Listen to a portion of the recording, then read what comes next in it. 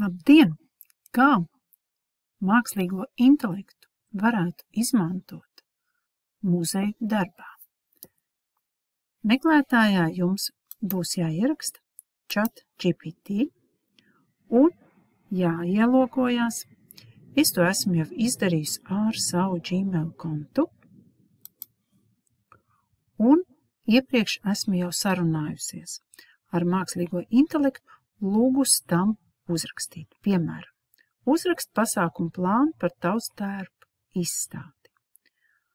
Man ir iedoti gan mērķi, gan datums, gan eksponāti, gan atsauksmes uzlabojumi. Pēc tam es turpināju diskutēt ar mākslīgo intelektu un palūdzu, lai uztaisa darba lapu tērpu izstādes apmeklēšanai.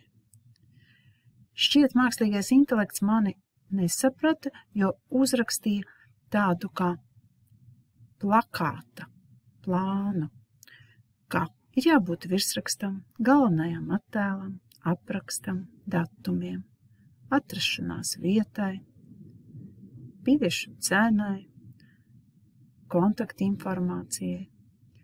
Bet pēc tam es paprasīju, kāda būtu skolēnu darba lapa, ja viņi šo izstādi skatās. Un parādās idejas, kāda varētu būt skolēnam aizpildāmā darba lapa. Protams, jo vairāk un konkrētāks jautājums es uzdošu, jo tuvākas atbildes sniegs mākslīgais intelekts. Mēs, protams, varam arī izmantot to, kas te ir rakstīts, palabot, jo jūs redzat, kā raksta, piemēram, vairākus vārdus ar lielo burtu, kā tas ir pierasts. Kā man viens pasniedzējs teica, mums ir jāaudzina mākslīgais intelekts un jāizrāda, ka latviešu valodā šeit būtu jālieto tāds vai cits vārds, bet tā jau ir saruna ar mākslīgo intelektu. Un savukārt šīs lapas malā jūs redzat to, ko esmu kādreiz jautājusi, strādājusi.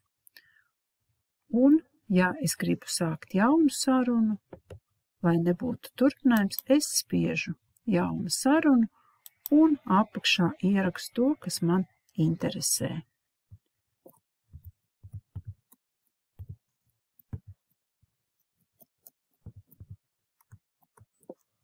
Tāda ir laba reklāma. Un jūs redzat, ka dažu sekundžu laikā jūsu priekšā parādās skaidrojumi, idejas.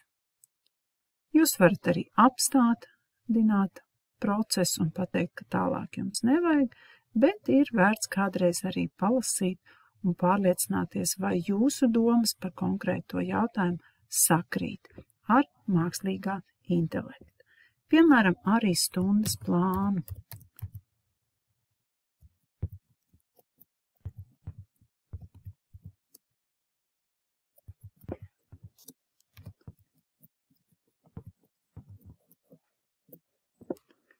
Tuvojās novembris un paprasīšu stundas plānu par valsts dzimšanas dienu. Es gan nenorādīju, kādas valsts dzimšanas dienu es svinēšu, bet tālāk mēs jau to varam arī parunāt, uzdot konkrētus jautājumus, konkrētus norādes, ko mēs gribētu. Piemēram, svētku tortu un ugunskurs. Varētu arī tā. Lai jums veicas, izmēģiniet!